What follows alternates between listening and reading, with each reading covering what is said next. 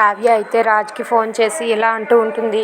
మీ ఇంటికి ఒకటి పార్సిల్ పంపించాను, అది కొరియర్ బాయ్ తీసుకువస్తాడు చూడండి అని చెప్పి అంటుంది. అది వినగానే రాజు అయితే సరే అని చెప్పి అంటాడు.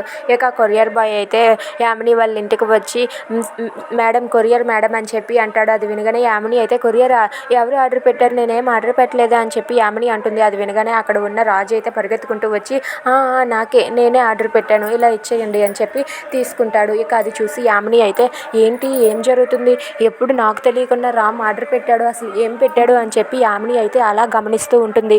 ఇంతలో అక్కడ ఉన్న రాజు అయితే అది ఓపెన్ చేసి చూసేసరికి ఈ షర్ట్ మీద ఆర్ అని రాసి ఉంటుంది. ఇంతలో అక్కడ ఉన్న కావ్య అయితే రాజ్కి కాల్ చేసి ఏంటి కొరియర్ ఓపెన్ చేసి చూసారా, ఆ షర్ట్ని చూస్తే మీకు ఏమైనా గుర్తుకు వచ్చిందా అని చెప్పి అడుగుతుంది. అది వినగానే అక్కడ ఉన్న రాజు అయితే గుర్తు వచ్చింది అని చెప్పి అంటాడు. అది వినగానే కావ్య చాలా సంతోషిస్తుంది. ఇక ఏం గుర్తుకు వచ్చింది అని చెప్పి అడుగుతూ ఉంటుంది. ఇంతలో ఇంట్లో అయితే హడావిడి చేస్తూ ఉంటుంది అపర్ణ. ఇంతలో అది చూసి అక్కడ ఉన్న రుద్రాణి అయితే ఏంటి అక్కడ అన్నదానం జరిపించేది నీ కొడుకే అన్నట్లుగా నువ్వు హడావిడి చేసేస్తున్నావు అని చెప్పి రుద్రాణి అంటుంది. అది వినగానే అక్కడ ఉన్న అపర్ణ అయితే ఏం మాట్లాడుతున్నావు రుద్రాణి, అక్కడ హడావిడి మొత్తం మాదే, ఎందుకంటే ఆ అన్నదానం నా కొడుకు చేతుల మీదుగానే జరుగుతుంది అని చెప్పి అంటుంది. అది వినగానే ఇంట్లో వాళ్ళందరూ కూడా ఒక్కసారిగా షాక్ అవుతారు. ఏంటి కావ్యలాగా దీనికి కూడా పిచ్చి పట్టిందా, రాజు బ్రతికే ఉన్నట్టుగా కావ్య కూడా అపర్ణ కూడా మాట్లాడుతుంది ఏంటి అని చెప్పి రుద్రాణి అనుకుంటూ ఉంటుంది.